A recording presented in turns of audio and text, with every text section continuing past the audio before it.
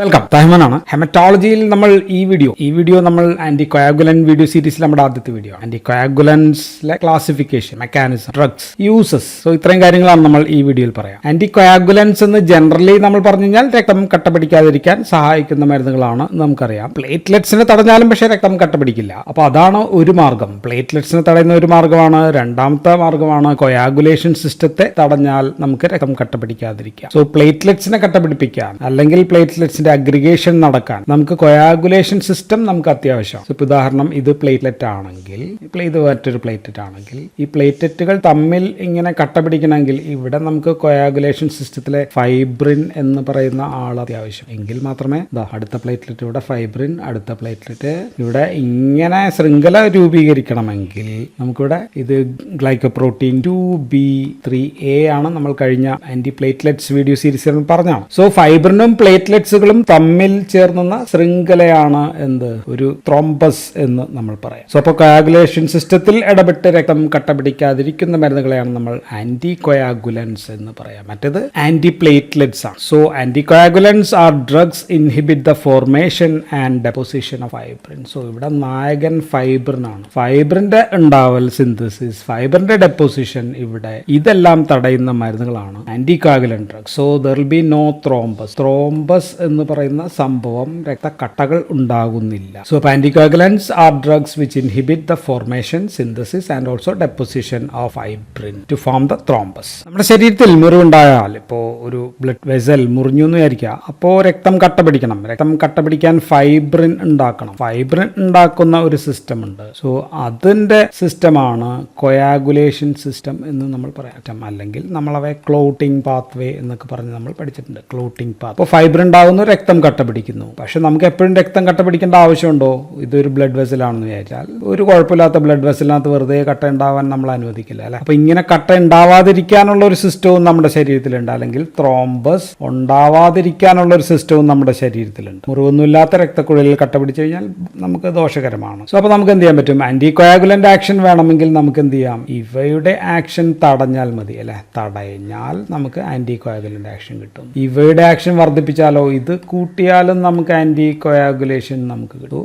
വർദ്ധിപ്പിക്കുകയും ഇവിടെ തടയുകയും വർദ്ധിപ്പിക്കുകയും. നമ്മൾ അധികവും ഇവിടെയാണ്, പക്ഷെ നമ്മുടെ പ്രധാനപ്പെട്ട മരുന്നൊക്കെ ഇങ്ങനെയാണ് വർക്ക് ചെയ്യുക, ഈ സിസ്റ്റത്തിലാണ് വർക്ക്. സോ അപ്പോൾ നമുക്ക് ആദ്യം ഈ ക്ലോട്ടിംഗ് പാത്വേയുടെ ആ കാസ്കേഡ് എന്ന് പറയണം. എങ്കിൽ മാത്രമാണ് നമുക്ക് മരുന്നുകൾ എവിടെയാണ് പ്രവർത്തിക്കുന്നത് കൃത്യമായിട്ട് മെക്കാനിസംസ് ഓഫ് ക്ലോട്ടിംഗ് പറഞ്ഞു പോയാൽ മാത്രമേ നമുക്ക് മരുന്നിന്റെ മെക്കാനിസം കൃത്യമായിട്ട് മനസ്സിലാക്കാൻ പറ്റുള്ളൂ, ഡ്രഗുകളെ ക്ലാസിഫൈ ചെയ്യാനും പറ്റുള്ളൂ. സോ രക്തം കട്ടപിടിക്കാൻ നമുക്ക് വേണ്ടത് ഫൈബ്രിൻ ആണെന്ന് പറഞ്ഞു. പക്ഷേ ഇത് ഫൈബ്രിൻ ആയിട്ട് നമ്മുടെ ശരീരത്തിലുണ്ടോ? ബ്ലഡിനകത്ത് ഫൈബ്രിൻ ആയിട്ടാണോ പോകുന്നത്? അല്ല, അത് ഫൈബ്രിനോജനാണ്. ഇനാക്റ്റീവ് ഫൈബ്രിനോജൻ ആയിട്ട് ലിവറിൽ നിന്നുണ്ടാക്കുന്ന സംഭവമാണ്. അല്ലെങ്കിൽ അതിന്റെ പേര് ഫാക്ടർ 1 എന്നാണ്. ഫാക്ടർ 1. സോ ഇനാക്റ്റീവ് ആയിട്ടുള്ള ഫൈബ്രിനോജൻ ഫാക്ടർ 1നെ നമ്മൾ ഫൈബ്രിനാക്കി മാറ്റുന്നത് ഫാക്ടർ 1A ആക്കി മാറ്റുന്നു. 1A ആക്കി മാറ്റുന്നു. അപ്പോഴാണ് ഇതാണ് ഫൈബ്രിൻ എന്ന് പറയുന്ന സംഭവം. ഇങ്ങനെ ഇനാക്റ്റീവ് ആയിട്ടുള്ള ഫൈബ്രിനോജനെ നമുക്ക് ഫൈബ്രിൻ ആക്കി മാറ്റാൻ നമ്മുടെ ശരീരത്തിൽ രണ്ട് സിസ്റ്റം ഉണ്ട്. ഒന്ന് എക്സ്ട്രിൻസിക് പാത്വേ ആണ്, രണ്ടാമത്തത് ഇൻട്രിൻസിക് പാത്ത്. സോ ഇങ്ങനെ രണ്ട് പാത്വേയിലൂടെയാണ് നമ്മൾ ഫൈബ്രിനോജനെ ഫൈബ്രിനാക്കി മാറ്റുന്നത്. എക്സ്ട്രിൻസിക് വേഗത്തിൽ നടക്കുന്നതാണ്, ഫാസ്റ്റ് ആണ്. ഇവിടെ ബ്ലഡ് വെസലിന് ഒരു മുറിവ് പറ്റി എന്ന് വിചാരിക്കുക, ബ്ലഡ് ഇപ്പുറത്തേക്ക് എത്തി. അത് നമ്മുടെ ടിഷ്യൂ ഫാക്ടർ ഓർ ഫാക്ടർ 3 ആണ്. അതുമായിട്ട് ചേർന്ന് കഴിയുമ്പോൾ അവിടെ 7 എന്ന് പറയുന്ന ഫാക്ടർ 7നെ 7A ആക്കി മാറ്റുന്നു. ആൻഡ് ഈ 7A എന്ത് ചെയ്യുന്നു വെച്ചാൽ ഫാക്ടർ 10നെ ഫാക്ടർ 10A ആക്കി മാറ്റും. സോ ഇതാണ് എക്സ്ട്രിൻസിക് പാത്വേ എന്ന് പറയുന്നത്. രണ്ടാമത്തെ പാത്വേ ഇൻട്രിൻസിക് പാത്വേ ആണ്. ഇവിടെ ബ്ലഡ് കൊളാജിനുമായിട്ടാണ് കോണ്ടാക്ട് ചെയ്യുന്നത്. നമ്മുടെ ബ്ലഡ് കൊളാജിനുമായിട്ട് കോണ്ടാക്ട് ചെയ്ത് കഴിയുമ്പോൾ, കൊളാജിൻ നെഗറ്റീവ് ചാർജ് സബ്സ്റ്റൻസ് ആണ്. ആൻഡ് ഇതുമായിട്ട് ചേർന്ന് കഴിയുമ്പോൾ ഫാക്ടർ 12 ആണ് ആക്ടിവേറ്റഡ് ആകുന്നത്. ഫാക്ടർ 12 എന്ന് ഇങ്ങനെ തന്നെ എഴുതണം. ഫാക്ടർ 12 ഫാക്ടർ 12A ആയിട്ട് മാറുന്നു. അല്ലെങ്കിൽ ഇതിനെ ഹെഗ്മൻ ഫാക്ടർ എന്ന് വിളിക്കും. 12A എന്താകും? 12A ഫാക്ടർ 11നെ ഇങ്ങനെ എഴുതാം. 11നെ 11A ആക്കി മാറ്റുന്നു. 11A എന്ത് ചെയ്യും എന്ന് വെച്ചാൽ അത് ഫാക്ടർ 9നെ 9A ആക്കി മാറ്റും. ആൻഡ് ഇവിടെ നമുക്ക് ഫാക്ടർ 8 ആവശ്യമുണ്ട്. ഫാക്ടർ 8ന്റെ ആവശ്യമുണ്ട്, കാൽഷ്യത്തിന്റെ ആവശ്യമുണ്ട്. ആൻഡ് ഈ ഫാക്ടർ 9 എന്താകും? 9 ഇവിടെ തന്നെ ഫാക്ടർ 10നെ 10A ആക്കി മാറ്റും. ആൻഡ് ഇവിടെ നമുക്ക് ആവശ്യമുള്ളത് വീണ്ടും ഫാക്ടർ 8ന്റെ ആവശ്യമുണ്ട്. 8 വേണം. ദെൻ ഫാക്ടർ 5 വേണം നമുക്ക്.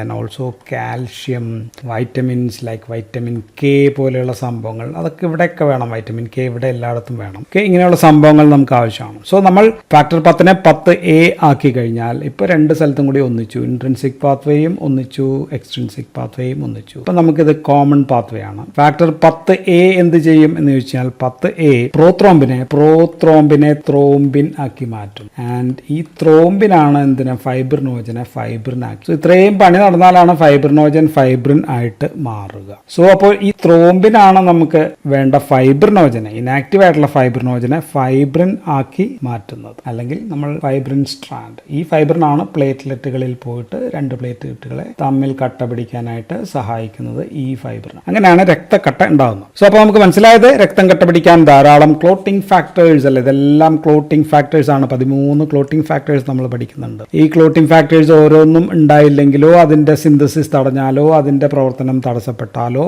എന്ത് സംഭവിക്കും? കൊയാഗുലേഷൻ നടക്കില്ല, ആന്റി കൊയാഗുലേഷൻ നടക്കും. ദെൻ ഫാക്ടറുകളെല്ലാം തന്നെ ഇനാക്റ്റീവ് ആണ്, അത് ആക്റ്റീവ് ആകണം. ദെൻ ഇങ്ങനെ ഇനാക്റ്റീവ് ആയിട്ടുള്ള സാധനങ്ങളെ സഹായിക്കാനായിട്ട് നമുക്ക് കാൽഷ്യം വേണ്ടി വരും, വൈറ്റമിൻ കെ പോലെയുള്ള അതിന്റെ അനലോഗ്സോ സംഭവങ്ങളൊക്കെ വേണ്ടി വരും. ദെൻ ഫാക്ടർ 10A ആകണം. ദെൻ ത്രോംബിൻ ഉണ്ടാവണം. ത്രോംബിൻ ഫൈബ്രിനോജനെ ഫൈബ്രിൻ ആക്കി. അപ്പൊ ഇത് രക്തം കട്ട പിടിക്കുന്ന പണിയാണ് നമ്മൾ പറഞ്ഞത്. അപ്പൊ രക്തം കട്ട പിടിക്കാതിരിക്കുന്നത് എങ്ങനെ? രക്തം ബ്ലഡ് വെസലിനകത്ത് രക്തം കട്ട പിടിക്കാതെ ഇങ്ങനെ പോകുന്നത് എങ്ങനെ എന്ന് ചോദിച്ചു കഴിഞ്ഞാൽ അതിന് പ്രധാനപ്പെട്ട ആള് ആന്റി ത്രോംബിൻ എന്ന് പറയുന്ന ഒരാളാണ്. ആന്റി ത്രോംബിൻ ഒരുപാടുണ്ട്. നമുക്കതിൽ ആന്റി ത്രോംബിൻ 3 ആണ് വേണ്ടത്. ഇതും ലിവറിൽ നിന്നുണ്ടാകും. ഇതെവിടെയാണ് പ്രവർത്തിക്കുക എന്ന് വെച്ചാൽ അത് എൻഡോത്തീലിയൽ സെൽസിലാണ്. ഇവിടെ പോയിട്ടാണ് എൻഡോത്തീലിയൽ സെൽസിൽ പ്രവർത്തിച്ചിട്ട് രക്തം കട്ട പിടിക്കാതെ നോക്കും. അതെങ്ങനെയാണ് എന്ന് ചോദിച്ചു കഴിഞ്ഞാൽ ആന്റി ത്രോംബിൻ പോയി ഒട്ടിച്ചേരുക. ഇവിടെ ത്രോംബിനിൽ പോയിട്ട് അതിനെ തടയുന്ന പണിയാണ്. ത്രോംബിൻ ഇവിടെ ഒന്ന് ഒട്ടിച്ചേരാതെ നോക്കുന്ന പണിയാണ് ആന്റി ത്രോംബിൻ 3-നുള്ളത്. ഇതിൽ മാത്രമല്ല ഫാക്ടർ 10നെയും തടയുന്ന പരിപാടി ആന്റി ത്രോംബിൻ. വേറെയും പല കൊയാഗുലേഷൻ ഫാക്ടേഴ്സിന് തടയുന്ന പണിയും ആന്റി ത്രോംബിൻ ചെയ്യും. So antithrombin is an important in രക്തം കട്ട പിടിക്കാതിരിക്കുന്നതിൽ ഇതിന് വളരെ പ്രധാനപ്പെട്ട റോളുണ്ട്. ഇതാണ് ഒരാള്. രണ്ടാമത്തെ ആൾ എന്ന് പറയുന്നത് ഈ എൻഡോത്തീലിയൽ സെൽസ് ഉണ്ടാക്കുന്ന ആളാണ്. അതിന്റെ പേര് ത്രോംബോമോഡുലിൻ എന്നാണ്. ത്രോംബോമോഡുലിൻ എന്നൊരാൾ കൂടിയുണ്ട്. ആൻഡ് ഇതും ത്രോംബിനിൽ പോയി ബൈൻഡ് ചെയ്യാം. അങ്ങനെയുമുള്ള ആക്ഷൻ ഇതിനുണ്ട്. അപ്പോൾ ത്രോംബിൻ വന്ന് ഇവിടെ ഒട്ടിപ്പിടിക്കാതിരിക്കും. അതാണ് ഒരു ആക്ഷൻ. മറ്റൊരു ആക്ഷൻ എന്ന് പറയുന്നത് ത്രോംബോമോഡുലിൻ പോയിട്ട് പ്രോട്ടീൻ S എന്ന് പറയുന്ന ഒരു പ്രോട്ടീനുമായിട്ട് ചേർന്നിട്ട് ഒരു സംഭവം ഉണ്ടാക്കുന്നുണ്ട്. അതിന്റെ പേരാണ് ആക്ടിവേറ്റഡ് പ്രോട്ടീൻ സി, അല്ലെങ്കിൽ APC എന്ന് നമുക്ക് തൽക്കാലം ഇവിടെ എഴുതാം. ആക്ടിവേറ്റഡ് പ്രോട്ടീൻ സി ഉണ്ടാകും. ഈ ആക്ടിവേറ്റഡ് പ്രോട്ടീൻ സി എന്ത് ചെയ്യും എന്ന് ചോദിച്ചാൽ ഇവിടെ നമ്മൾ എഴുതിയിട്ടുണ്ട് ഫാക്ടർ 8, 5. ഇവിടെയും ഫാക്ടർ 8ന്റെ ആവശ്യമുണ്ട്. ആൻഡ് ഈ ഫാക്ടർ 8നെയും 5നെയും ഇനാക്ടിവേറ്റ് ചെയ്യും. ഇനാക്ടിവേറ്റ് ചെയ്യുമ്പോൾ എന്താ സംഭവിക്കുക? ഫാക്ടർ 10A ആകുന്നില്ല, അല്ലെങ്കിൽ 9-ൽ നിന്ന് 10A ആക്കുന്ന പരിപാടി അവിടെ വെച്ചു. സോ അതും എന്താ ചെയ്യുക? അതും രക്തം കട്ട പിടിക്കാതിരിക്കാൻ സഹായിക്കുക. സോ ഒന്ന് രക്തം കട്ട പിടിക്കാതിരിക്കാൻ സഹായിക്കുന്നു, ഒന്ന് രക്തം കട്ട പിടിക്കാൻ സഹായിക്കും. ഇതിനെ തടയുക, ഇതിനെ വർദ്ധിപ്പിക്കുക. ഇതാണ് നമ്മുടെ കയ്യിലുള്ള പോം വഴി. മരുന്നായിട്ട് ഉപയോഗിക്കണമെങ്കിൽ ഇവിടെ എവിടെയെങ്കിലും ആയിരിക്കണം ആക്ട് ചെയ്യേണ്ടത്. അപ്പൊ നമുക്ക് മരുന്നുകളെ പറ്റി പറയാം. മരുന്നുകളെ നമ്മൾ സാധാരണ ക്ലാസിഫൈ ചെയ്യുന്നത് 2 രീതിയിലാണ്. ഒന്ന് ഓറൽ ആന്റികോയാഗുലൻസ്, 2 ഇഞ്ചക്റ്റബിൾ അല്ലെങ്കിൽ IV ആയിട്ടോ മറ്റു റൂട്ടിലോ കൊടുക്കുന്നതാണ്. So parenteral, oral and parenteral. So നമുക്ക് ആദ്യം ഈ ക്ലോട്ടിംഗ് ഫാക്ടേഴ്സിനെ ഇനാക്ടിവേറ്റ് ചെയ്യുന്ന ഒരുപാട് ക്ലോട്ടിംഗ് ഫാക്ടേഴ്സ് നമ്മൾ കണ്ടു. ഈ ക്ലോട്ടിംഗ് ഫാക്ടേഴ്സ് ഉദാഹരണം 2 ആയാലും ക്ലോട്ടിംഗ് ഫാക്ടേഴ്സ് 2 ഇതാണ്. 2, ദെൻ പിന്നെ 7, ദെൻ 9, 10. ഇതിലെല്ലാം നമുക്ക് ഒരു ഗ്ലൂട്ടാമിക് ആസിഡ് റെസിഡ്യൂ ഉള്ള ഒരു ഭാഗമാണ്. ആൻഡ് ഇവിടെ ഒരു കാർബോക്സിൽ ഗ്രൂപ്പ് നമുക്ക് വെച്ച് പിടിപ്പിക്കണം. അതിന് വേണ്ട ആളാണ് വൈറ്റമിൻ കെ. എങ്കിൽ മാത്രമേ ഈ പരിപാടികളൊക്കെ നടക്കൂ. സോ വൈറ്റമിൻ കെ എപ്പോക്സൈഡ് ആയിട്ട് മാറിയാലേ ക്ലോട്ടിംഗ് ഫാക്ടേഴ്സിന്റെ പ്രവർത്തനങ്ങൾ നടക്കൂ. സോ ഇത് പല രീതിയിൽ തടയുന്ന മരുന്നുകളാണ്. ഫസ്റ്റ് ഗ്രൂപ്പ് ഓഫ് മരുന്നുകൾ these are vitamin K antagonist എന്ന് നമുക്ക് വിളിക്കാം. സോ ഇത് ഓറലാണ്. ഞാൻ ഈ കളർ വെച്ച് എഴുതുന്നൊക്കെ ഓറലാക്കാം. സോ അതിൽ ഏറ്റവും പ്രധാനപ്പെട്ട മരുന്ന് വാർഫാറിൻ എന്ന് പറയുന്ന മരുന്നാണ്. വാർഫാറിനാണ് ഏറ്റവും ഫേമസ് ഓറൽ ആന്റികോയാഗുലന്റ്. ദെൻ പിന്നെയുള്ളത് നമുക്ക് കൗമറിൻ ഡെറിവേറ്റീവ്സ് ഉണ്ട്. കൗമറിൻ ഡെറിവേറ്റീവ്സ് പ്രധാനപ്പെട്ടത് അസിനോ കൗമറിനാണ്. ഒന്ന് ആസിനോ കൗമറിൻ, അതാണ് ഒരു മരുന്ന്. ദെൻ ബിസ് ഹൈഡ്രോക്സി കൗമറിൻ, സി എഴുതിയാൽ മതിയല്ലോ. ദെൻ ഈതൈൽ ബിസ് കൗമറിൻ. സോ ഇതാണ് കൗമറിൻ ഡെറിവേറ്റീവ്. സോ ഇതും വൈറ്റമിൻ കെനെ തന്നെ തടയുന്ന ആന്റഗോണിസ്റ്റ് ആയിട്ട് വർക്ക് ചെയ്യുന്ന ഓറൽ മരുന്നുകൾ തന്നെയാണ്. ആൻഡ് വേറൊരു വിഭാഗം മരുന്നുകൾ കൂടിയുണ്ട് ഈ വിഭാഗത്തിൽ. അത് ഇൻഡെയിൻ ഡയോൺസ്. ഞാൻ ഇവിടെ എഴുതാം. ഇൻഡെയിൻ ഡയോൺസ് എന്ന് പറയുന്ന ഒരു വിഭാഗം മരുന്നുകളാണ് ഇൻഡെയിൻ ഡയോൺസ്. വാർഫാറിനെ പോലെയല്ലാണ്. എക്സാമ്പിൾ ഫെനിൻ ഡയോൺ ആണ് ഒരെണ്ണം, ഫെനിൻ ഡയോൺ. ദെൻ ഫ്ലൂ ഇൻ ഡയോൺ എന്ന് പറയുന്ന മരുന്ന് കൂടിയുണ്ട്. സോ ഇതിപ്പോൾ അധികം ഉപയോഗം ഇല്ല ഇപ്പോൾ. ഇതെല്ലാമാണ് വൈറ്റമിൻ കെ ആന്റഗോണിസ്റ്റ് മരുന്നുകൾ. സോ ഇതെല്ലാം ഓറൽ ആണ്. സോ ഓറലിലെ ഫസ്റ്റ് ഗ്രൂപ്പ് ഇതാണ്. ഇനി രണ്ടാമത്തത് ഓറൽ തന്നെയാണ് ഞാൻ പറയുന്നത്. നേരിട്ട് ഫാക്ടർ 10A, ഇതാണ് 10A എന്ന് പറയും. ഇതിനെ തടയുന്ന ഇൻഹിബിറ്റർ മരുന്നുകൾ. സോ കോമൺ പാത്വേ ഇവിടെ വെച്ച് തീരുകയാണ്. കോമൺ പാത്വേ ഇങ്ങോട്ടേക്ക് പോകുന്ന ആക്ഷൻ ഇല്ല. മരുന്നുകൾ ഏതെല്ലാമാണ് എന്ന് ചോദിച്ചു കഴിഞ്ഞാൽ അപ്പിക്സാബാൻ, ദെൻ റിവാറോസാബാൻ, വീണ്ടും സാബാൻ തന്നെയാണ്, ദെൻ ഇഡോസാബാൻ. സോ ഇങ്ങനെയുള്ള മരുന്നുകൾ നേരിട്ട് ഫാക്ടർ 10A തടയുന്ന മരുന്നുകളാണ്. അപ്പോൾ ഇതും ഓറലാണ്. ഞാൻ അതുകൊണ്ടാണ് ഈ കളറിൽ എഴുതിയത്. സോ അപ്പൊ ഈ ഗ്രൂപ്പ് മരുന്നുകൾ നേരിട്ട് ഡയറക്റ്റ് ഫാക്ടർ 10A ഇൻഹിബിറ്റേഴ്സ് ആണ് എന്ന് പറഞ്ഞേക്കാം. അപ്പൊ ഇത് ഡയറക്റ്റ് ത്രോംബിൻ ഞാൻ ഇവിടെ എഴുതിയിട്ടുണ്ട്. ഇൻഹിബിറ്റേഴ്സ്, ഡയറക്റ്റ് ത്രോംബിൻ ഇൻഹിബിറ്റേഴ്സ് മരുന്നുകളാണ്. ത്രോംബിൻ എന്ന് പറയുമ്പോൾ 2A ആണ് ത്രോംബിൻ എന്ന് പറയുന്ന സംഭവം. ആൻഡ് ഈ മരുന്നിന്റെ പേര് ഡാബിഗാട്രാൻ എന്ന് പറയുന്നത്. ഡാബിഗാട്രാൻ. ഓക്കെ, ഓർത്തിരിക്കാൻ സുഖമാണ്. D ഫോർ ഡയറക്റ്റ് ആണ്, and TR for this thrombin ആണ്, AN ഫോർ ആന്റഗോണിസ്റ്റ് ആണ്. അങ്ങനെ ഓർത്താൽ മതി. ഓറൽ മരുന്നാണ്. ദെൻ ഇതേപോലെയുള്ള വേറെ മരുന്ന് കൂടി ഉണ്ടായിരുന്നു. മെലാഗാട്രാൻ എന്ന് പറയുന്ന ഒരു മരുന്ന് വന്നു. ദെൻ സിമെല വന്നു, ഗാട്രാൻ. സോ ഇത് രണ്ടും പിൻവലിച്ചു. അതുകൊണ്ടാണ് ഞാനത് പറയാത്തത്. സോ അപ്പോൾ 3 ഗ്രൂപ്പ് ഓറൽ മരുന്നുകൾ നമ്മൾ പറഞ്ഞു. ഒന്ന് vitamin K antagonist, 2 direct factor 10A inhibitors, 2 then മൂന്നാമത്തത് ഡയറക്റ്റ് ത്രോംബിൻ ഇൻഹിബിറ്റേഴ്സ്, മൂന്നാമത്തെ. സോ ഇത് 3 ഗ്രൂപ്പാണ് നമുക്ക് ഓറൽ ആന്റി കോയാഗുലൻസ് മരുന്നുകൾ. ഈ രണ്ടാമത്തെ ഗ്രൂപ്പ് ഓർത്തിരിക്കാൻ സുഖമാണ്. ഡയറക്റ്റ് 10A ആണ്. അത് XA നമ്മളിവിടെ എഴുതി കഴിഞ്ഞാൽ എല്ലാത്തിലും XA ഉണ്ട്. XA അത് ഓർത്തിരിക്കും. ഇനി നമുക്ക് ഇഞ്ചെക്റ്റബിൾ പറയാം. ഇഞ്ചെക്റ്റബിൾ ഞാൻ റെഡ് കളറിലാണ് എഴുതാൻ പോകുന്നത്. സോ ഇതേ മെക്കാനിസം, മൂന്നാമത് പറഞ്ഞ ഇതേ മെക്കാനിസം, ഡയറക്റ്റ് 2A അല്ലെങ്കിൽ thrombin inhibitors. So direct thrombin inhibitors ആയിട്ടുള്ള മരുന്ന് ഇഞ്ചെക്റ്റബിളും ഉണ്ട്. ഇതൊരു തരം അട്ടയിൽ നിന്ന് കിട്ടുന്ന ലീച്ച് എന്നാണ് നമ്മൾ അതിനെ പറയാം. ലീച്ചിൽ നിന്ന് കിട്ടുന്ന ഹിറുഡിൻ, HIRUDIN, ഹിറുഡിൻ ലൈക്ക് സബ്സ്റ്റൻസ് ആണ്. ഒന്ന് ഹിറുഡിൻ തന്നെയാണ്. 2 ഫേമസ് ആയിട്ടുള്ളത് ബിവാൽ റുഡിൻ എന്ന് പറയുന്ന ഒരു മരുന്നുണ്ട്. ദെൻ ഡെസിറുഡിൻ ഉണ്ട്. ദെൻ ലെപ്പി ഉണ്ട്, ലെപ്പിറുഡിൻ. എല്ലാം റുഡിനിലാണ് അവസാനിക്കുക. റുഡിൻ എന്ന് പറയുന്നത് നമ്മുടെ റഷ്യൻ നോവലിസ്റ്റ് തുർഗനേവിന്റെ ഒരു കഥാപാത്രമാണ് റുഡിൻ. ആൻഡ് ഇങ്ങനെ റുഡിൻ അല്ലാത്ത പേരുള്ള ആരെങ്കിലും ഉണ്ടോ എന്ന് ചോദിച്ചു കഴിഞ്ഞാൽ അങ്ങനെ ഒരു മരുന്നുണ്ട്. അയാളുടെ പേര് ഞാൻ ഇവിടെ എഴുതാം. അതിന്റെ പേരാണ്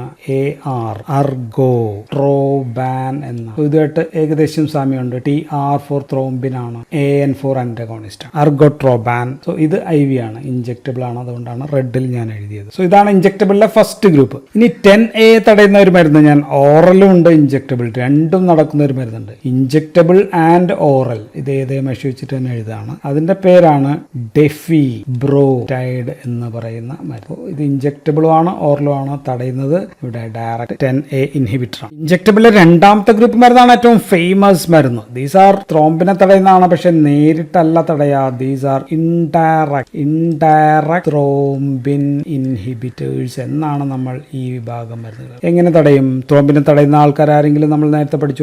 അയാളുടെ പേരാണ് ആന്റി ത്രോംബിൻ 3, ആന്റി ത്രോംബിൻ 3 അല്ലെ. ലിവറിൽ നിന്ന് ഉണ്ടാക്കുന്നതാണ് പറഞ്ഞു, ഇനാക്റ്റീവ് ആണ്. ഇതിനെ ആക്ടിവേറ്റ് ചെയ്യുന്നത് സാധാരണ ബ്ലഡ് വെസലിലെ എൻഡോത്തീലിയൽ സെൽസിന് മുകളിലുള്ള, ഇതിപ്പോൾ എൻഡോത്തീലിയൽ സെൽസ് ഇങ്ങനെ വരയ്ക്കുകയാണെങ്കിൽ ഇതിന്റെ മുകളിൽ ഒരു സംഭവം ഉണ്ട്. അതിന്റെ പേരാണ് ഹെപ്പാരിൻ എന്നല്ല ഞാൻ പറഞ്ഞത്, ഹെപ്പരാൻ സൾഫേറ്റ്. സോ ഇവിടെ ഇതാണ് സാധാരണ ആന്റി ത്രോംബിൻ 3 ഇതിനെ ആക്ടിവേറ്റ് ചെയ്യുന്നത്. നമ്മൾ ഇവിടെ എന്താ ചെയ്യുക? നമ്മൾ ഹെപ്പരാൻ സൾഫേറ്റിന് പകരം നമ്മൾ ഹെപ്പാരിൻ സൾഫേറ്റ്, ഏകദേശം വളരെ സിമിലർ ആയിട്ടുള്ള സാധനമാണ് ഹെപ്പാരിൻ സൾഫേറ്റ്. സോ ഹെപ്പാരിൻ കൊടുക്കും, അത് ആന്റി ത്രോംബിൻ 3 ആക്ടിവേറ്റ് ചെയ്യും. ആന്റി ത്രോംബിൻ 3 പോയി ത്രോംബിനെ ഇൻഹിബിറ്റ് ചെയ്തു. അതുകൊണ്ടാണ് നമ്മൾ ഇൻഡയറക്റ്റ് എന്ന് പറയുന്നത്.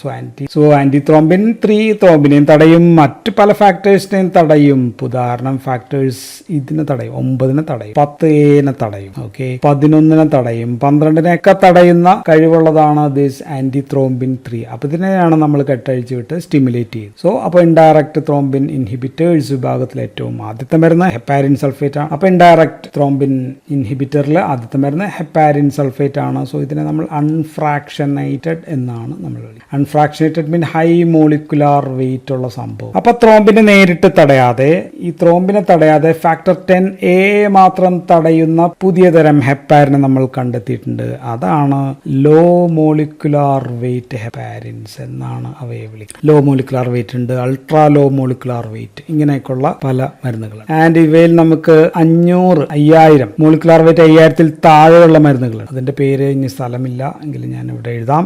ഒന്ന് സെമുലോ പാരിൻ. പാരിൻ എല്ലാം ഉള്ളതുകൊണ്ട് ഞാൻ പാരിൻ എഴുതില്ല, പേര് മാത്രം. ദെൻ ബെമി പാരിന് 3600 ആണ്, ഇതിന് 2800. ഏറ്റവും കുറഞ്ഞത് സെമുലോ പാരിൻ. ദെൻ നാഡ്രോ പാരിൻ ഉണ്ട്, രവി എന്ന് വേണമെങ്കിൽ വിളിക്കാം. ദെൻ ഇനോക്സ പാരിൻ. ഇങ്ങനെയുള്ള പാരിൻസ് ഇതെല്ലാം 5000-ൽ താഴെയോ 5000-ന് അടുത്തൊക്കെയാണ്. ദെൻ 5000 വെച്ച് തുടങ്ങുന്നത് ഞാൻ പറഞ്ഞു കഴിഞ്ഞാൽ ഡാൽറ്റി പാരിൻ ഉണ്ട്, പാർണ പാരിൻ ഉണ്ട്, അത് 5000 ആണ്. ദെൻ സെർട്ടോ പാരിൻ ഉണ്ട്. ദെൻ ടിൻസ പാരിൻ ഫേമസ് ആണ്. ടിൻസ പാരിന് 6500 ഒക്കെയാണ് മോളിക്കുലാർ. സോ ഇതെല്ലാമാണ് low molecular weight and ultra low molecular weight heparins. ഇനി വേറെ ഇഞ്ചക്ഷൻ മരുന്നുണ്ട്, ഞാനത് വേറെ കളറിൽ എഴുതാം. അതും ഈ ആന്റിത്രോംബിൻ 3 തടയുന്നതാണ്. പക്ഷെ ആന്റിത്രോംബിൻ 3യുടെ എല്ലാ ഭാഗത്തുമില്ല, ചില പ്രത്യേക ഭാഗത്ത് മാത്രം ബൈൻഡ് ചെയ്യുന്നത്. ഈ ത്രോംബിനെ തടയില്ല. ഇവിടെ ഫാക്ടർ 10A മാത്രം തടയുന്ന ഒരു മരുന്നാണ്. അതിന്റെ പേര് ഫോണ്ട പാരിനെക്സ് എന്നാണ് ഈ മരുന്നിന്റെ പേര്. ഒരു ലോ മോളിക്കുലാർ വെയിറ്റിന്റെ ഒരു സിന്തറ്റിക് വെറൈറ്റി എന്ന് വേണമെങ്കിൽ നമുക്ക് പറയാം. സിന്തറ്റിക് ഡെറിവേറ്റീവ് പോലെയുള്ള മരുന്നാണ്. പിന്നെ ഉള്ളത് ലോ മോളിക്കുലാർ വെയിറ്റ് തന്നെയാണ്. ലോ മോളിക്കുലാർ വെയിറ്റ് ഹെപ്പാരിൻ അല്ല, ഹെപ്പാരിനോയിഡ്. പേര് മരുന്നിന്റെ പേര് ഡാനാപരോയിഡ്. യുഎസിലൊന്നും ഇതിപ്പില്ല. ഇതിനകത്ത് ഹെപ്പാരിൻ ഇല്ല, ഹെപ്പരാൻ ആണുള്ളത്. ഹെപ്പരാൻ, ഡെർമറ്റാൻ, കോൺട്രോയിറ്റിൻ സൾഫേറ്റ്, ഇത് മൂന്നും ചേർന്ന ഒരു മിക്സ്ചർ ആണ് ഈ മരുന്ന്. ഇഞ്ചക്ഷൻ ആണ്. ആൻഡ് രണ്ടിനെയും തടയും, ഇവിടെയും തടയും. ആൻഡ് ഈ മരുന്നിന് ഡാനാപരോയിഡ് മരുന്നിനെ നമ്മൾ കെമിക്കലി സൾഫോ മോണോപോളിമൈഡ് എന്നാണ് നമ്മൾ വിളിക്കുക. ആൻഡ് ഇനി ഡാനാപരോയിഡുമായിട്ട് സാദൃശ്യമായിട്ടുള്ള കുറെ മരുന്നുകൾ കൂടിയുണ്ട്. ഉദാഹരണം പെൻഡോസ്റ്റാൻ പോളിസൾഫേറ്റ് ഉണ്ട്, സുലഡോക്സൈഡ് ഉണ്ട്. ദെൻ പുറത്ത് ബ്ലീഡിങ് വന്നു കഴിഞ്ഞാൽ തടയാനായിട്ട് ഉപയോഗിക്കുന്ന സോഡിയം അപ്പോലേറ്റ് പോലെയുള്ള മരുന്നുണ്ട്. സുലിപ്പരോയിഡ്, ഹെപ്പരാൻ പോലെയുള്ള മരുന്നുകൾ. സോ ഇതെല്ലാമാണ് മരുന്നുകൾ. നമുക്കപ്പോൾ തൽക്കാലം ഡാനാപരോയിഡ് വെച്ച് നിർത്താം മരുന്നുകൾ. അപ്പോൾ നമുക്കിനി ഇവയുടെ ഉപയോഗങ്ങൾ, എന്തിനാണ് ഈ മരുന്നുകൾ, ആന്റികോയാഗുലന്റ് മരുന്നുകൾ ഉപയോഗിക്കുന്നതെന്ന് വെച്ചാൽ ബേസിക്കലി ഇപ്പോൾ ഇതൊരു രക്തക്കുഴലാണെങ്കിൽ രക്തക്കുഴലിനകത്ത് വെച്ചിട്ട് രക്തം ഇങ്ങനെ കട്ട പിടിക്കരുത് അല്ലേ. അതിനെ നമ്മൾ ഫൈബ്രിൻ റിച്ച് ത്രോംബൈ ഓർ വൈറ്റ് ത്രോംബൈ എന്നാണ് നമ്മൾ ഇതിനെ വിളിക്കുക. ഇത് ഉണ്ടാവാതിരിക്കാനാണ്, ഇത് തടയാൻ വേണ്ടിയിട്ടാണ് നമ്മൾ ഈ മരുന്നുകൾ കൊടുക്കുക. സോ രക്തക്കുഴലിൽ വെച്ചിട്ട് കട്ട പിടിക്കുന്ന പല കണ്ടീഷൻസ് ഉണ്ട്. അതിൽ ആദ്യത്തെ കണ്ടീഷൻ രക്തത്തിന്റെ ഓട്ടത്തിന്റെ വേഗത കുറയും. ഇപ്പോഴാണ് നമ്മൾ അതിനെ സ്റ്റാസിസ് എന്ന് പറയാം. ബ്ലഡ് സ്റ്റാസിസ് ഉണ്ടാകുന്നത് പ്രധാനമായിട്ടുണ്ടാകുന്നത് കാലിലെ വെയിനിലാണ് അല്ലെ, ലെഗ് വെയിൻസിലാണ് ഉണ്ടാകുന്നത്. ഇപ്പൊ ദീർഘനേരം നിൽക്കുന്ന സോൾജേഴ്സ്, പോലീസ്, അങ്ങനെയൊക്കെയുള്ള വർക്ക് ചെയ്യുന്ന ആൾക്കാരിൽ ഇങ്ങനെ കാലിങ്ങനെ വെച്ച് നിൽക്കുമ്പോഴത്തേക്കും ഗ്രാവിറ്റിക്ക് എതിരായിട്ട് ബ്ലഡ് ഇങ്ങനെ ഒഴുകണം അല്ലെ. അല്ലെങ്കിൽ മസിൽ കൺട്രാക്ട് ചെയ്യണമെങ്കിൽ ഓക്കെ, ഇതില്ലെങ്കിൽ ഇങ്ങനെ നിൽക്കുകയാണെങ്കിൽ അങ്ങ് പോകേണ്ടി വരും. സോ അപ്പോൾ ഇവരുടെ ബ്ലഡിനകത്ത് അതിന്റെ ഹെവിയർ ആയിട്ടുള്ള പ്ലാസ്മ പ്രോട്ടീൻ ഇവിടെ കൂടുതലായിട്ട് സെറ്റിൽ ചെയ്യാനായിട്ടുള്ള സാധ്യത. ആൻഡ് ദിസ് കോസസ്, ഇത് അവരിൽ ഫൈബ്രിൻ റിച്ച് ത്രോംബൈ ഇവിടെ ഉണ്ടാക്കാനുള്ള ചാൻസ്. അതിനാണ് നമ്മൾ ഡീപ്പ് വെയിനസ് ത്രോംബോസിസ് എന്നൊക്കെ പറയുന്നത് ഇതിനാണ്. സോ ഇത് കാലിലെ വെയിൻസിൽ ഉണ്ടാക്കിയാൽ അവിടെ നിൽക്കുകയല്ല. ഇതിന്റെ ഒരു ഭാഗം ഇങ്ങനെ ആയിരിക്കും ഇങ്ങനെ ആയിരിക്കും. ഇതിന്റെ ഈ ഭാഗമൊക്കെ പൊട്ടിയിട്ട് നേരെ ബ്ലഡിലൂടെ അങ്ങ് പോയി ഹൃദയത്തിലെത്താം. അല്ലെങ്കിൽ ദിസ് ക്യാൻ കോസ് എംബോളിസം ഉണ്ടാക്കുന്നു എന്നാണ് പറയുന്നത്. സോ ഹൃദയത്തിൽ നിന്ന് ലങ്സിൽ എത്തിക്കഴിഞ്ഞാൽ, പൾമോണറി കാപ്പിലറീസ് എത്തിക്കഴിഞ്ഞാൽ this can cause pulmonary embolism എന്ന് പറയുന്ന പ്രശ്നം. സോ ഇതാണ് DVT and pulmonary embolism. So ഇവിടെ നമ്മുടെ first drug of choice is anticoagulants ആണ് നമ്മൾ ഉപയോഗിക്കുന്നത്. ഇനി രണ്ടാമത്തെ കേസ്, സെക്കൻഡ് കേസ് എന്ന് പറയുന്നത് പ്രോസ്തെറ്റിക് ഹേർട്ട് വാൽവ് അല്ലെങ്കിൽ ആർട്ടിഫിഷ്യൽ ഹേർട്ട് വാൽവ് ഉള്ളവർ. സോ ഈ ഹേർട്ട് വാൽവിന് നെഗറ്റീവ് ചാർജ് ആയിരിക്കും. സോ ഇത് ക്ലോട്ടിംഗ് പാത്ത് വേ ആക്ടിവേറ്റ് ചെയ്യും. അപ്പോൾ അവിടെ thrombus or fibrin thread and this can cos ബ്രെയിനിൽ സ്ട്രോക്ക് ഉണ്ടാക്കാനുള്ള ചാൻസ്. അതാണ് രണ്ടാമത്തെ കേസ്. അപ്പോൾ നമുക്ക് ആന്റികോയാഗുലന്റ് ഉപയോഗിക്കാം. മൂന്നാമത്തെ case is disseminated intravascular coagulation ആണ്. ഡിസെമിനേറ്റഡ് ഇൻട്രാവാസ്കുലാർ കൊയാഗുലേഷൻ ഈ ശരീരത്തിൽ വൈഡ് സ്പ്രെഡ് ആയിട്ട് ഫൈബ്രിൻ ഡെപ്പോസിഷൻ, പല ഏരിയയിലും ബ്ലഡ് വെസൽസിലൊക്കെ ഇങ്ങനെ ഫൈബ്രിൻ ഡെപ്പോസിഷൻ ഉണ്ടാകുന്ന പ്രശ്നമാണ്. പ്രധാനമായിട്ടുണ്ടാകുന്നത് ബാക്ടീരിയൽ സെപ്സിസ് ആണ്. ബാക്ടീരിയയുടെ എൻഡോടോക്സിൻ നെഗറ്റീവ് ചാർജ് ആണ്, അവിടെ ഫൈബ്രിൻ മുന്നോട്ട് ചേരും, അങ്ങനെ കട്ട പിടിക്കും. സോ അതാണ് ഒരു കാര്യം. രണ്ടാമത്തെ ബാക്ടീരിയൽ എൻഡോടോക്സിൻസ് ആണ് ഒരു കാര്യം. രണ്ടാമത്തെ കാര്യം എന്ന് വെച്ചാൽ പ്ലാസന്റ പൊട്ടുന്നതാണ്. ഇപ്പോൾ ഗർഭിണികളുടെ ഗർഭസ്ഥ ശിശുവിന്റെ ഫീറ്റൽ ആംനിയോട്ടിക് ഫ്ലൂയിഡ് ബ്ലഡിലേക്ക് എത്തുന്നു. അത് മദറിന്റെ ബ്ലഡിൽ എത്തിക്കഴിയുമ്പോൾ ക്ലോട്ടിംഗ് ഫാക്ടേഴ്സ് ആക്ടിവേറ്റ് ചെയ്യുന്നു. അതിനെ നമ്മൾ അബ്രപ്റ്റിയോ പ്ലാസെന്റ എന്നാണ് നമ്മൾ അതിനെ വിളിക്കുക. സോ പ്ലാസെന്റൽ ബ്രേക്കേജിൽ ഇങ്ങനെയുള്ള പ്രശ്നം ഉണ്ടാകാം. മൂന്നാമത്തെ കേസ് DIC ഉണ്ടാകാനുള്ള ഒരു കാരണം എന്ന് പറയുന്നത് cancer induced DIC. Cancer cells ബ്ലഡിനകത്ത് എത്തിക്കഴിയുമ്പോൾ അതും DIC ഉണ്ടാകും. ഇനി മറ്റൊരു കാരണം ഉണ്ടാക്കാവുന്നത് ബ്ലഡ് പ്രശ്നം ഉണ്ടാക്കാവുന്നത് മൂന്നാമത്തെ കേസ് കത്തീറ്റർ ആണ്. കത്തീറ്റർ ബ്ലഡിനകത്തേക്കോ അവിടെ എവിടെയൊക്കെ എന്തെങ്കിലും കത്തീറ്റർ കയറ്റിയിട്ടുണ്ടെങ്കിൽ this can cause thrombosis. Catheter induce thrombosis കാരണം കത്തീറ്ററിന് നെഗറ്റീവ് ചാർജ് ഉണ്ടാവും.